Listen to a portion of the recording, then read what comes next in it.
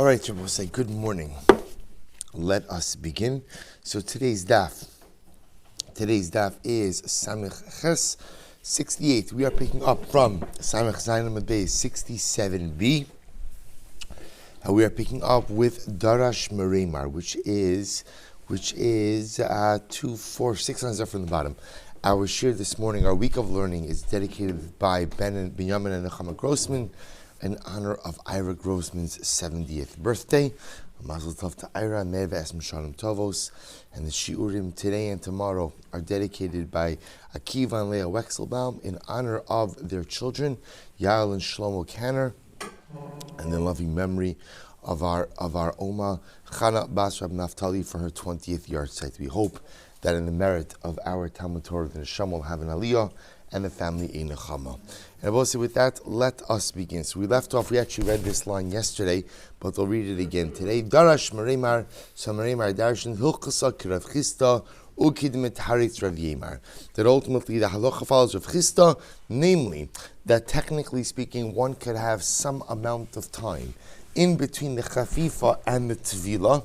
One could have 1 day between the chafifa and tvila, 2 days between the chafifa and tvila, but not 3 days in between the chafifa and the tvila. And again, as we explained, that's only when necessary. The ideal would be, of course, that you have the chafifa close to the tvila, but at the end of the day, if for some reason there's some type of acute issue, you could have up to 2 days in between the chafifa and the tvila. That's how the Gemara. That's how the Gemara askings over here. We'll say if we have time, we'll take a look at the Shulchan Aruch as well, which addresses this discussion. Rabbi will say, but certainly in an ideal world, so we will say that samuch lechafifa tvila, that ultimately again chafifa should always take place as close to the tvila as possible. Iboilu, isha ma'usha tachov balayla v'titwa balayla. What's another kasha? Can a woman go ahead and do chafifa at night? So remember again, up until now, the focus, right, the model that you've been using is that chafifa is done by day and tevila is done by night. So now the question becomes, can a woman do chafifa at night as well as being tovel at night? So the Gemara says it's machlokas. Marzutra osar, Marzutra says it is osar. V'Rav Chinina misura shari. And Rav Chinina says that ultimately again, it is mutter. But say, what is the point of contention over here? Look at Rashi. Ma'u shetachov balayla belel tvilasa mi'aminan mitoch shememaheres the tvilasa lo chayfa shabbos. We'll say the issue at play over here is the following: are we concerned that if she does chafifa at night, that what will end up happening? Because she is in a rush to get to the mikvah, she will perhaps not do as good, as thorough of a cleaning if she's doing the chafifa at night.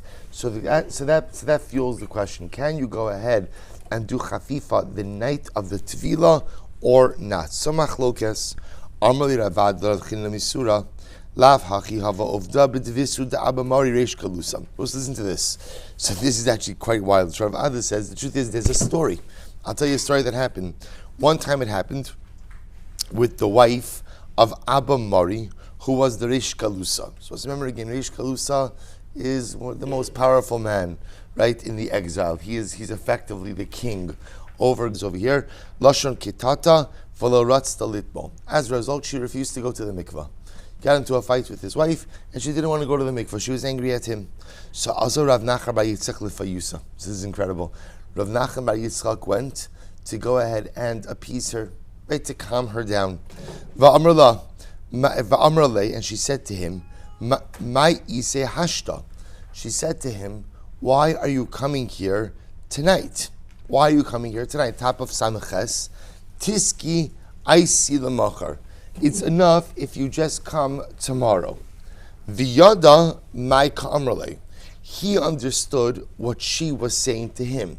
See what was happening over here is as follows. Just to understand the story.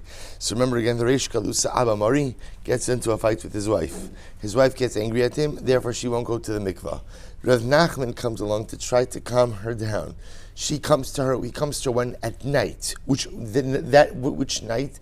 The night that technically she would have gone to the mikvah.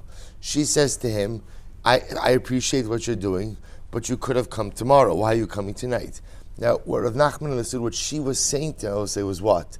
She was saying, listen, you're too late regardless tonight because I didn't do my chafifa during the day. So because I couldn't do my chafifa during the day, I can't go to the mikveh tonight anyway. See, I appreciate your overture for shalom. I could have saved you the trip. You could have just come tomorrow. So he says to her, Amar, he says back to her, Dudi chasarta, tashtaki chasarta, avdi chasarta. See, he says to her, what's wrong? What's wrong? Are you missing?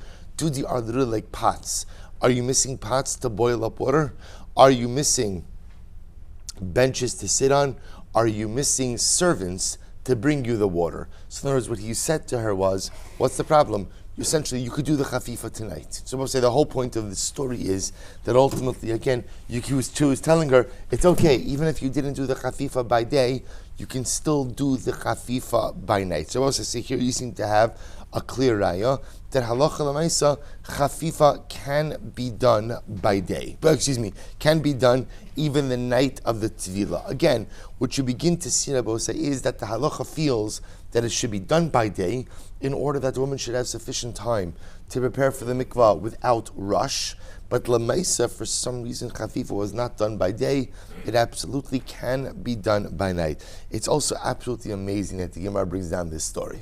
Right? First of all, again, even the Reish Kalusa, right, has everybody runs into occasional shalom bayis problems.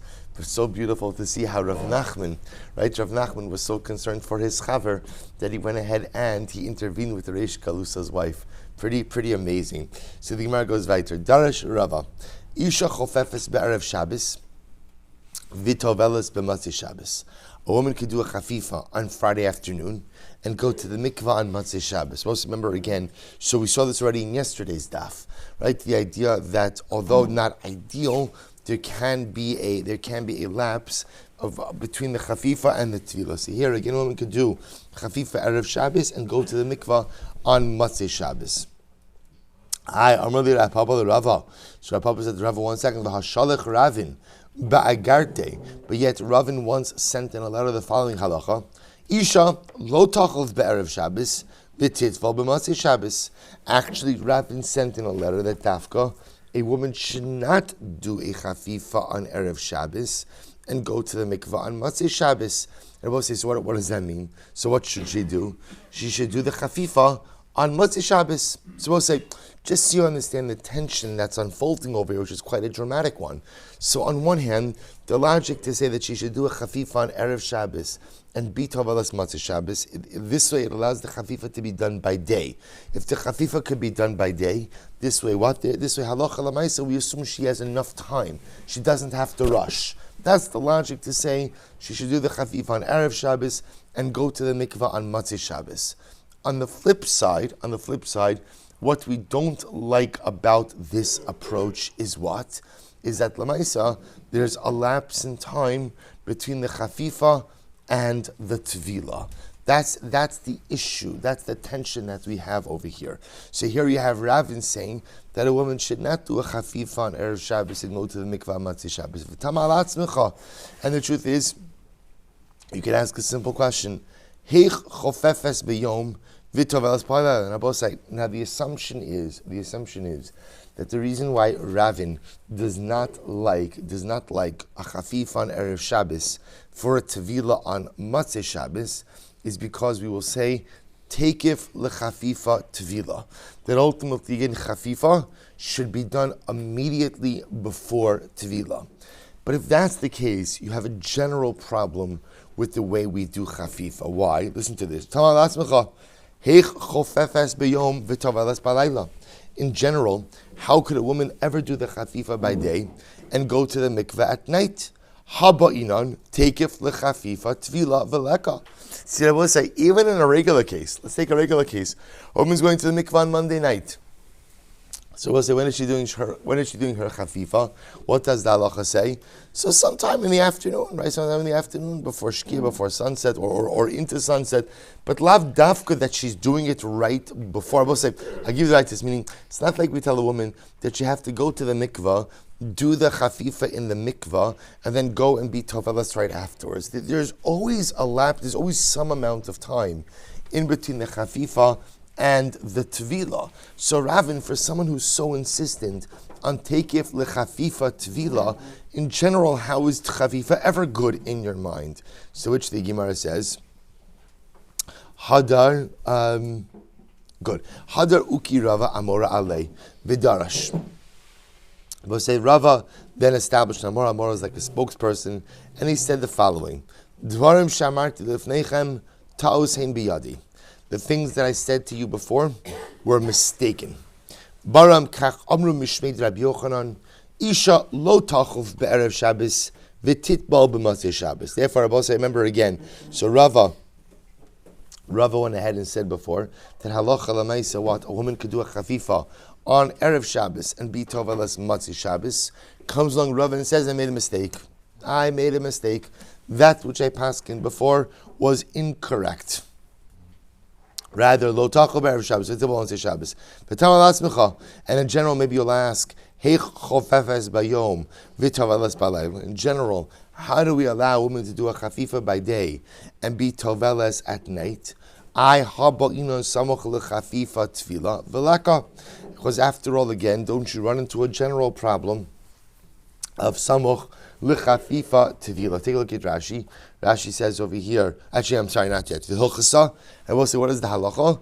Yisha chofefes bayom v'toveles baleilas. We'll say the halacha is a woman does her chafifa by day and ultimately goes to the mikvah by night. The hilchasa isha lo tachof ella balayla, and the halacha is that a woman should only do chafifa at night. To which the Gemara says, what? Kashya hilchasa. You just delivered two contradictory conclusions, right? First halacha you gave is that a woman should do chafifa by day and be tovelas by night. Second conclusion you gave is a woman should only do a chafifa by night. So what's going on? Lo kashya, hada efshar, hada lo efshar. We'll say, here we go. So look at Rashi. Hada efshar, lachuf bayom chofef es bayom. When chafifa can be done by day, we do chafifa by day. Hadalo efshar, Rashi says, Lochov kigon matzei yom tov lo tachov ela balayla. So he changes it to matzei Shabbos, and that goes with yunim. So we'll say, so therefore again, halach l'maisa, what comes out, just to bring this all together, what comes out is as follows. That the ideal, of course, is, first of all, samuch lechafifa tvila, that we try to do the chafifa as close to the tvila as possible. The ideal timing for the chafifa is the later afternoon that goes into the evening. This way, again, you have some chafifa tvila, but we want the chafifa to be done by day, so that what? A woman should not rush, because remember, what's the concern with doing the chafifa at night? Is that a woman, it's already time to go to the mikvah, a woman is going to go ahead and rush the preparations. So therefore, ideally, we like the chafifa to be done by day, right? By day, close to the night. If chafifa can't be done by day, then what's the halacha? You can even do it by night. I will say, what happens if, right, we can even do it by night. Halacha l'maisa, chafifa can be separated from the tvila up to how many days? Ultimately, again, up to 2 days. Up to 2 days. It's not ideal, but up to 2 days.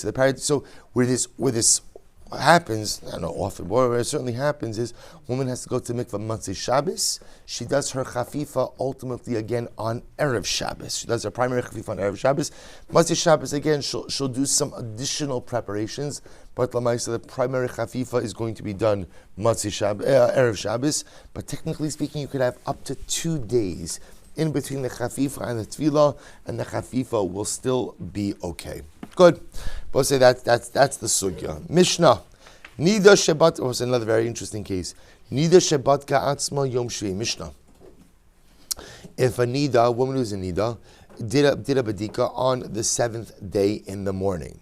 So we'll say, remember again, look at Rashi, actually not yet. So we'll say, so we're talking about over here is as follows. So obviously a woman before, so this is the niddah on the 7th day, is doing a badika before she's going in the mikvah. Now we'll say, now she's doing this badika shachris in the morning. So niddah shebat ka'atzma yom shvi shachris umatzah tahora, and she finds that she is clean. So okay, ubena shmashas lo efrisha. So we'll say now the ideal is as follows. The ideal is really when we want her doing this bedika is the afternoon of the seventh day. That's really when we want her doing the bedika, the afternoon of the seventh day, so that she'll go to the mikvah night number 8. Right? Night number 8 is the night right after the 7 days. So that's the ideal. In this case over here, she did a bedika in the morning, but did not do a second bedika in the afternoon. But the good news is the bedika of the morning was tahora. Ubin hashmashos lo hefrisha, and she never did a bedika the afternoon of the 7th day. Ula achar yamim badka umatza tameya. And Abba said, listen to this, sometime later on, she then did a bedika, and she found blood on the bedika. So the bedika was tameya. So I say, so now, of course, the shayla is, what's her status? Harezu b'cheskas tahora. So the Gemara says, the Mishnah says, her chazaka is that she is tahora. Look at Rashi for just a moment. Rashi says, Harezu b'cheskas tahora. B'yamim shebein sayim, v'taroseh shenaga b'hen la'achar shetavla b'lo shmini, tahoros tahashu d'chazai. So we'll say, so just to illustrate what's happening over here in this case. Day number 7 of her nidus, she does a bedika in the morning. The bedika is fine. She doesn't do another bedika in the afternoon. Okay, let's call it day number 10. She does a bedika and she finds blood on it. Tmeya. We'll say, meanwhile, so she went to the mikvah night number 8. Let's say day number 9, she was handling taras. Day number 10, she was handling taras. So day number 10 in the afternoon, she goes ahead and or day number 11, she does a bedika, it's tmeya. So the shayla is, what's the status of the taras that she handled in between going to the mikvah on night number 8 and the bedika on day number 11. So the Mishnah says it's not a problem. She's becheskas tara, and we assume that her chazaka, or we assume that she became a tameya right now, right at the moment that she did the bedika. Next case, that's case number 1. Batka atzma b'yom shvi shachar sumatza tameya. But it's the same case. She does bedika the morning of the 7th day, and it turns out that she's tameya. Ubena shmashas lo efrisha, and about say the afternoon of the 7th day, she never did a bedika. Ula achar zman, badka, and sometime later on, she did a bedika. We'll call it again day number 11. She did a bedika. Umatza tahora, and ultimately again she finds that the bedika is clean. Harezu b'cheskas tmeya. Ultimately, and Rabbi says her chazaka is that she's been tameya this entire time. In other words, Rabbi say that halacha l'maisa, her chazaka is only considered to have changed from the moment that she did the bedika and found Torah, but up until that point in time, she is considered ultimately again to be tameya. Furthermore, again, umitame me'es la'is, umipekida le'pekida. And ultimately, again, she's with Tamil Isas. Now, Rashi points out this is going on the first case.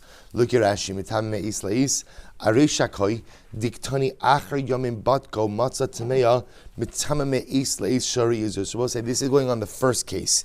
In case number 1, where she did the bedika on the morning of the 7th and it was clean, then she didn't do another bedika in the afternoon of the 7th. She goes to the mikveh for the night of the 8th. She does another bedika, we'll call it day number 11, finds that bedika is tameya. So we'll say now the Mishnah says, by the way, when she finds that bedika on day number 11 that it's tameya, she's mitame me'is la'is. Going back to the first Mishnah in the Masechta, right? Her tuma status backs up 24 hours. Umi pekida lepekida. V'miesh laveses, but ultimately, again, if she has a veses, then what? Daya shaita. Then we'll say ultimately, again, in that case, we'll say daya shaita. Remember, again, whenever you have a veses kavua does not require any type of retroactivity application. Rabbi Yehuda says no. Kol shelo efrisha betara min amincha l'mala harezu b'cheskas tameya. But also, Rabbi Yehuda comes along and Rabbi Yehuda says, listen, in order to go to the mikvah night number 8, what do you need? You need a bedika on the afternoon of day number 7. And if you don't have a clean bedika the afternoon of day number 7, you are tameya. Even if she did a bedika the morning of the 7th day, it does not make a difference. Without that afternoon bedika on day number 7, nothing to talk about. Harezu b'cheskas tameya. V'cham say no. Afilu b'shnayim l'nidasa batko matzah tahora ben hashmashos la'efrisha u'la'achar zman batko matzah tameya harezu b'cheskas tahora. Both say wild position. The Chum say no, not true. Even if the only time she did a bedika during the 7 days is on day number 2, let's say she did a bedika on day number 2, and that bedika turned out clean, and she never did another bedika ultimately again on any other time during the 7 days. And the next time she did a bedika was, let's say, day number 11, right? So halacha l'maisa, she still has a chazkas tara. Chazkas tara, and we assume ultimately again that she only becomes tmeya from the time that she finds the bedika and on. Take a look at Rashi for just a moment. Afilu b'shnayim l'nidasa, badka shachris u'matzah tahora, u'ben hashmashas lo'efrisha, u'lesov zayin tavla, va'achar yamim badka u'matzah tmeya, harezu ad achshav bechezkas tahora. Supposed to listen to this. Supposed to say that's the position of the Chachamim. Even if the only bedika she did during the 7 days was on day number 2, and that bedika came out clean, and the next time she did the bedika was on day number, we'll call, and she went to the mikvah, night number 8, and the next time she did the bedika was day number 11, and the bedika on day number 11 comes out Tameya, she is considered to be tahora up until day number 11, and it's only that bedika on day number 11 that changes her status. Rashi therefore says, V'shalosh machlokis bedavar. She both say very good, important Rashi. Rashi says the Mishnah espouses 3 different opinions. The Tanakama, b'shvihu d'metarasa bedika shachris, aval shela. Both say the Tanakama holds that she requires a bedika on day number 7 in order to go to the mikveh at night. Now, ideally, we would like that bedika to be done when? The afternoon. But even if she did it in the morning, ultimately, again, it's okay. It's okay, that's Tanakama. Aval sheni lo. But a bedika done any earlier day, according to the Tanakama, will not suffice. The Rabbi Yehuda, afilu bedikas she is shachris lamatara, ad shetarfish ben hashmashas. But Rabbi Yehuda has the most machmir opinion. He holds that no, it's only a bedika on the afternoon of the 7th day, which will allow her to go to the mikvah. And finally, the Rabbanon say, pretty much, a bedika even on day number 2, that comes out okay, comes out clean, is going to allow her to go to the mikvah on night number 8. So we'll say 3 machlokes. We'll analyze. Says the Gemara, Itmar, Rav Amar Zava Vadai, the Levi Amar Zava Safek. Rav says she's a Zava Vadai, and Levi says she's a Zava Safek. To which the Gemara says, okay, what are you talking about? Right? What case are you commenting on? Ilema Aresha, if you want to say you're talking about the Resha of the Mishnah, Harezu b'chezkas tahora katani. The Mishnah says about this woman who does the bedika on the morning of day number 7 that she is b'chezkas tara. Ella as seifa. Rather, is talking about the seifa of the Mishnah. What's the seifa? Rashi says, Badka shvi'i shachris u'matzah tzemeya u'ben hashmashas lo'efrisha. So I'll say this is talking about, so remember, basically on the seifa, the woman who does the bedika on the morning of the 7th day and comes out tzemeya. To which the Gemara says, listen to this, Bishlama safek zava amrinan. I understand why this woman will be a safek zava, because maybe she was bleeding all of the days, right? Ella zava vadai. I'm sorry. Ella Bishlama Safek Zav Amrinan Ella Zava Vadai Nami Hari Badko Masa Tahora. But say, how can you call her Zava Vadai? Because remember again in the Seifa case, although the bedika of day number 7 is coming out unclean, the subsequent bedika on day number 10 or day number 11 is coming out clean. Itmar de Rav Levi Shmaisa Ba'an Pei Nafshi Kamar. Itmar. Rather, I will say ultimately again, Rav and Levi are actually commenting on a totally independent ruling. What is it? Niddah Shabbat Ka'atza B'yom Shvi Shachris. If a Niddah did a bedika on the 7th day in the morning, Umasa Tmeya, and it turns out that the bedika is Tmeya, the bedika is not good. And what happens? Rav Amar Zava, Uben Hashmashos Leifrisha, thank you. And Ben Hashmashos, she did not do a bedika. Ula Achar Yamim Badka Umatza Tmeya. And a few days later, she does another bedika, and it comes out Tmeya. So we'll say, so this is a different case now. Right? In this case, she's doing a bedika on the 7th day in the morning, and it's Tmeya. She does a bedika, we'll call it 3 days later, and what? It's Tmeya again. It's Tmeya again. So what happens in this case? Rav Amar Zava Vadai. Rav says that such a woman is a Zava Vadai. The Levi Amar Safik, Zava Safik. Levi says she's a Safik. Let's analyze the Shitas. Rav Amar Zava Vadai, Kevan de Meikar Nimseis Tmeya. Va'achshav Nimseis Tmeya, Tmeya Vadai. Shas is very simple. If she's finding blood on the morning of day number 7, and she's finding blood again on a couple of days later, that means that what? The Pashto is supposed to remember again, she's been bleeding for multiple days, and again, a number of those days are happening when? After her Niddah cycle closes out. Therefore, Allah I treat her as a Zava Vadai. Levi says, Safek Zava. She's not a Zava Vada, rather she's only a Safek Zava. Why? Emar Paska Beni Ubeni. Because we'll say, what happened? Maybe she went ahead and stopped in between. In other words, she will say, what Rav is looking at is like this. If she finds blood on day number 7, and she finds blood again on day number 11, the way we interpret those two bedikas is how she's been bleeding this entire time. She's a Vadai Zava. So Levi says, on the other hand, maybe not. Maybe it just means she was bleeding on day number 7 and day number 11, but Lav Dafka, she was bleeding all of the days in between. And therefore, at most, she is only a Safek Zava. Amud Beis. The Chintana Levi, Mas, you say first line, top of Sam Chesem Levi, Chintana Levi, Mas Nisa. Levi also taught this, Achar Yayamim Ben Batka. Umasa Torah ben Barko Masa Tamea Harezu Safik Zava. So we'll say fine. So the Gemara just records over here another machlokes between Rav and Levi, different than our Mishnah. Our Mishnah does not record this case of a woman who finds, does a bedika on the morning of the 7th and it's Tamea, does a bedika called the morning of the 11th, it becomes Tamea. So this machlokes Rav and Levi. Rav saying Vadai Zava because we assume she's been bleeding the entire time. Levi Safik Zava because maybe she bled on 7, maybe she bled on 11, but perhaps she did not bleed in between. Good. Says the Gemara. So also remember again, the Mishnah, so remember, in case number 1 of the Mishnah was a case of a woman who did a bedika on the morning of the 7th, and that bedika was tahora. She didn't do a bedika again in the afternoon. She goes to the mikvah that night.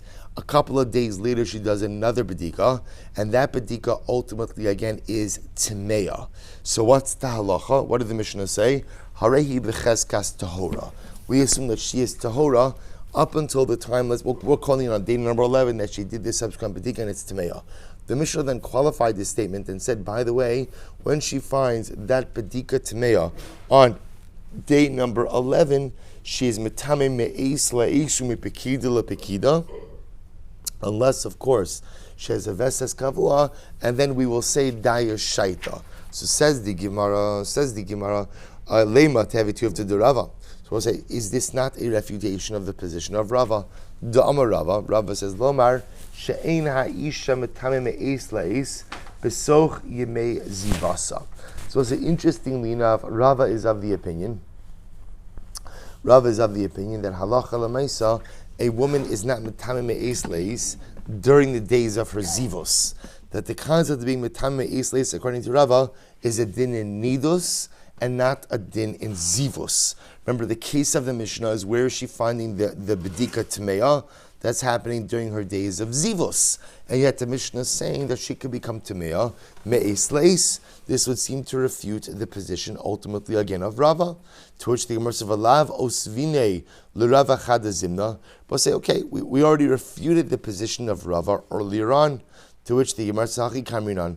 Rather, the Gemara says, what we mean to say, Lema tevitu to the Rava, nami miha. So we say, we refuted Rava once, but let's refute him again. Right? We can also bring another refutation from here. Amalacha Rava, and Rava will say, no. Ki katani v'tayim me'es la'es, areish pirkin koi. Rava says, in fact, that line, so we'll say, how will Rava interpret that line? Because remember again, Rava holds that the concept of me'es la'es only applies during the days of nidus, not during the days of zivus. So again, we're using this line to refute the position of Rava. How does Rava understand this line? Amar l'cha Rava, ki katani mitame me'es la'es areish pirkin koi. So Rava will say, in fact, that statement of mitame me'es la'es is not going on our Mishnah. It's actually going on a Mishnah in the beginning of the Perek. What is it going on? But say, interestingly enough, it's actually going on the case of a girl, ultimately again, who before she got married had already become a Niddah in her father's home. And I will say again, the Mishnah was talking about halacha l'maisa, what to do with dam besulim. Take a look at Rashi for just a moment. Areish pirkin koi. If ultimately again she becomes a niddah while she's still in her father's home before she got married, Beis Hillel says that halacha l'maaseh when she gets married, we attribute dam besulim to the entire first night, right? So whatever blood she sees the first night is attributable to dam besulim. V'ka'ara dimrasa la'achrim mikam tam le'isleis. And I will say the amina kevan demafsiki lehu yamim to'orin kitchilas nidas adam yo. I might have thought that what? That halacha l'maaseh, since she has yemei tara, after this, we treat her as if a girl who's becoming a niddah for the first time. And therefore, again, she should not become to me'es la'is. Kamashlan, that is not the case. Kamashlan, that once she became a niddah beforehand in her father's home, even though we give her the first night, the entire first night of the wedding, for dam besulim, when she subsequently becomes a niddah, we treat her as a regular niddah who is mitame me'es la'is. Okay? Im yesh la veses. So let's remember again, the Mishnah said, however, if she has a veses, we do not say me'is la'is. Nema tevet yuf de Rav Huna bar Chia. Amar Shmuel. Amar Rav Huna bar Chia, Amar Shmuel. So we'll say this refutes the position of Rav Huna. How so? What does he say? Lomar, she'ein ha'isha kova'as la veses b'mei zivasa. So we'll say, interestingly enough, because Rav Huna bar Chia said in the name of Shmuel, that a woman cannot be kovea a veses during her days of zivus. We'll say quite fascinating. So remember again, so the Mishnah said that if she finds dam, right, during her yemei zivus, so we apply the concept of me'is leis. Unless, of course, she has a veses kavua, then we'll say daya shaita. So we'll say, interestingly enough, what this says is that a woman can have a veses kavua even during her days of zivus. This refutes the opinion of Huna bar Chia, name of Shmuel, said that a woman can't be kovea veses kavua in her days of zivus. When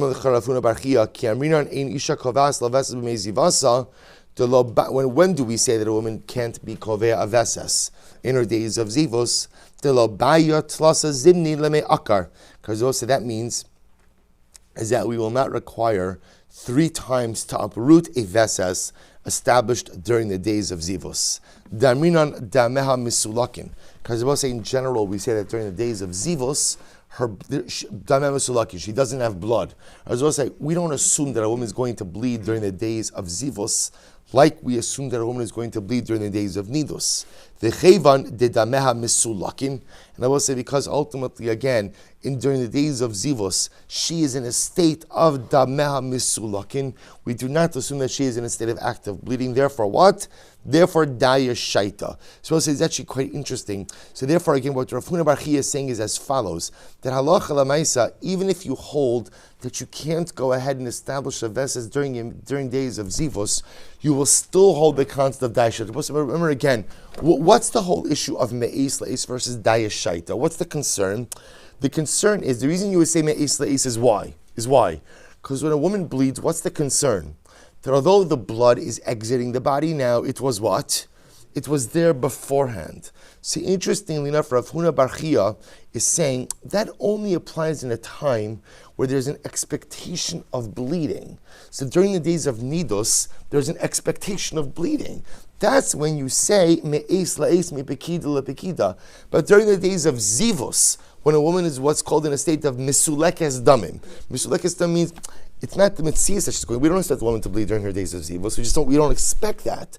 So because of that, everyone will agree that halacha l'maisa during her days of zivus, we will say daya shaita. Very interesting.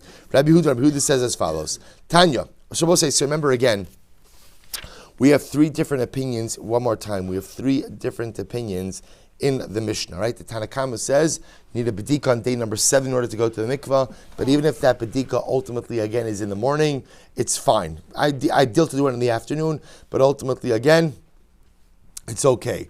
Rabbi Huda holds, no. You must have a bedika on the afternoon of the 7th in order to go to the mikvah. If you don't have that afternoon bedika on day number 7, it's not good. You can't go to the mikvah. And the Chachamim, the Rabbanan hold that what? The Rabbanan hold, even if you only did a bedika when? On day number 2. On day number 2, you're going to be totally fine. To which the Gemara says, here we go, Tanya, Amrlo, Rabbi Huda. They said to Rabbi Huda, Ilmale yodea munachas be'inea kol ben hashmoshos, yafe ata omer. So we'll say, so apparently we'll say, what Rabbi Huda holds is like this. They're assuming that Rabbi Huda's shita is that she must have a bedika right before she goes to the mikvah. The problem is that's not really even happening because according to Rabbi Yehuda, when is she doing her bedika? Sometime in the afternoon of the 7th, Mina Mincha, the afternoon of the 7th. She's not going to the mikvah until when? Until nightfall, which means there's anyway going to be a lapse in between the mikvah and the immersion. So said to Rabbi Yehuda, literally, if her hand was in her eye, the entire ben hashmashas, yafa atomer. Supposed to say hand in her eye, of course, is a metaphoric description of bedika, right? So if she was doing a bedika the entire ben hashmashas up until the time that she was going to the mikvah, I would understand your position. But right, achshav emar im siluk yadeha rasa mali afisha betara bezaymin amincha lamayla mali afisha betara berishon. So we'll say Rabbi Yehuda like this. Rabbi Yehuda, even you are agreeing that when is she doing the bedika? She's doing the bedika in the afternoon of the 7th. Right? Why don't you like it? Rabbi Yehuda, why don't you like it if she does the bedika on the morning of the 7th? What are you concerned about? That if she does in the morning of the 7th, what's going to happen? She's going to see dam sometime in between the morning and the nighttime. So I don't understand. If that's your concern, then that same concern should apply in the afternoon also, right? She does a bedika in the afternoon of day number 7. Why aren't you concerned that the moment she finishes the bedika, she sees dam? And if you're going to be okay with an afternoon bedika on day number 7, then what? Technically speaking, you should be okay even with a bedika on day number 1.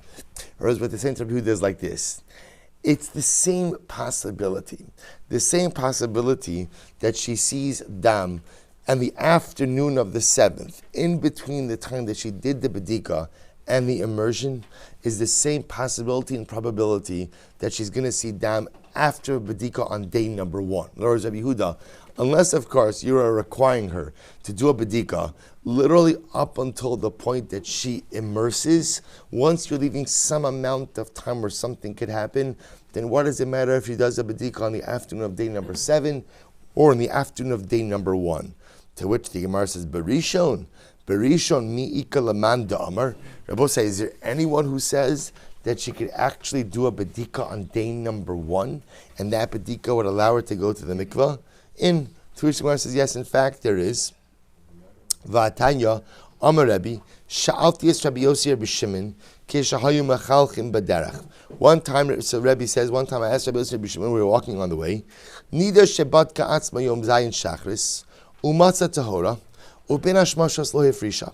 So Rabbi said, I asked the following shayla. A woman did a bedika on the morning of the 7th, right? And the bedika came out good. And she did not do another bedika on the afternoon of the 7th, right? She didn't do another bedika. Ula'achiyom, sometime later, batko umatza tamea. A couple of days later, she did another bedika, and what? She found that the bedika was not good. Mahu, what is her status? Amrullah, they said to him, Harezu b'cheskas tara. So he said, no problem. The woman is okay. In other words, she's b'cheskas tara up until the time that she does the problematic bedika. So she did the bedika on day number 11. So her chazak is that she's Torah up until day number 11. Everything changes day number 11. Ay, shishi, chamishi, revi'i, shlishi, sheni, mai. Rebbe then proceeded to ask them, well, what happens if she didn't do the bedika on day number 7, but she did it on day number 6, or day number 5, or day number 4, or day number 3, or day number 2? What's her status? Amar lei, lo shna. And they said back to him, it doesn't matter. The truth is, Rabbi say, as long as she did a bedika on one of the 7 days, and that bedika came out clean, although it's not ideal, technically speaking, if she went to the mikvah on night number 8, she is tahora. And even if she subsequently does a bedika on day number 11 and that bedika comes out unclean, halacha l'maaseh, her status only changes as of the time of the second bedika, but she has a cheskas tara up until that point. And Rabbi says, Barishon lo sha'alti. And for some reason, I never asked them what happens if she does the bedika on day number 1. V'ta'isi shelo sha'alti. And I made a big mistake, right? I made a big mistake that I didn't ask. Rashi says, ta'isi shelo sha'alti, shilu sha'alti hayu mitarin. Because listen, now that I didn't ask, I can't assume. Right? Now that I didn't ask, I can't assume. But had I asked, they would have been mitar, even a bedika on day number 1. To which the Gemara says, Ata kulhu lav b'cheskas toma kaimi, v'chevan de pasak. So we'll say, yet interestingly enough, all 7 days have a cheskes tara. Yet as soon as she does a bedika, that establishes her chazaka as tahora. Rishonami kevan de pasak. Therefore, again, the same logic should apply even on day number 1.